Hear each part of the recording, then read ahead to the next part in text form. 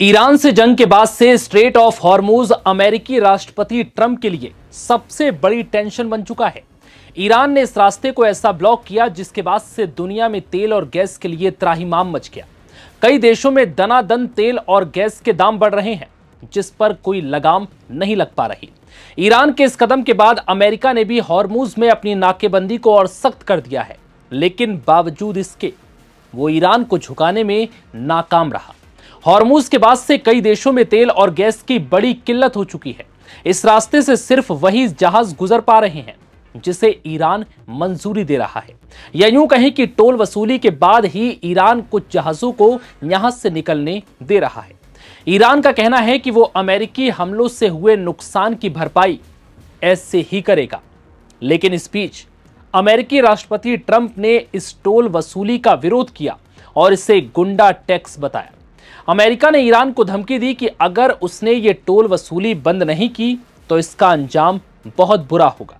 बता दें कि ईरान ने हाल ही में पर्शियन गल्फ स्ट्रेट अथॉरिटी नाम की एक नई संस्था बनाकर हॉर्मुज को अपने कंट्रोल में लेकर एक नया रूप देने की कोशिश की है। इतना ही नहीं, उसने हॉर्मुज पर टोल के बजाय सेवा शुल्क और उचित मूल्य का नाम देकर टैक्स वसूलने की तैयारी शुरू कर दी। हॉर्मुज से जहाजों के गुजरने को लेकर ईरान ने दावा किया है कि वो जहाजों की सुरक्षा, नेविगेशन, सहायता और अन्य सेवा देगा, जिसके बदले में वो ये फीस लेगा।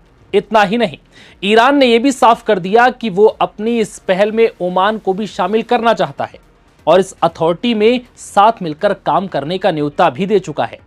दरअसल ईरान पहले ही साफ कर चुका था कि स्ट्रेट ऑफ हॉर्मुज में तटीय देशों का अधिकार है और वो ही इसे मैनेज करेंगे। इसके जरिए ईरान ने यह साफ करने की कोशिश की कि हॉर्मुज पर अधिकार तो उसी का है।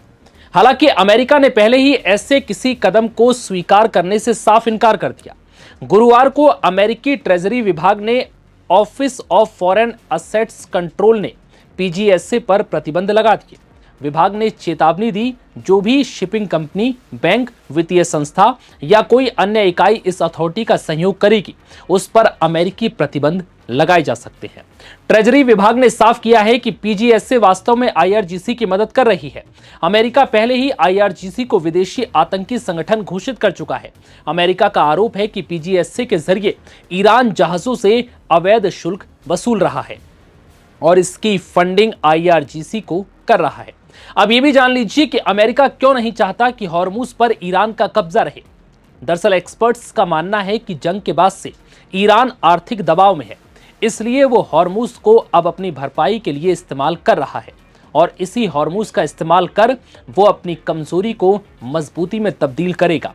वहीं अमेरिका किसी भी हाल में ऐसा नहीं होने देना चाहता, क्योंकि अगर ईरान इस तरह से अपने मकसद में कामयाब हो गया तो फिर अमेरिका के लिए ईरान को झुकाना और मुश्किल हो जाएगा और ईरान किसी भी हाल में अमेरिका की किसी भी शर्त के आगे नहीं झुकेगा, जिससे ट्रंप की मुश्किलें और बढ़ जाएगी। फिलहाल इस वीडियो में इतना ही। इजाजत दीजिए। नमस्कार।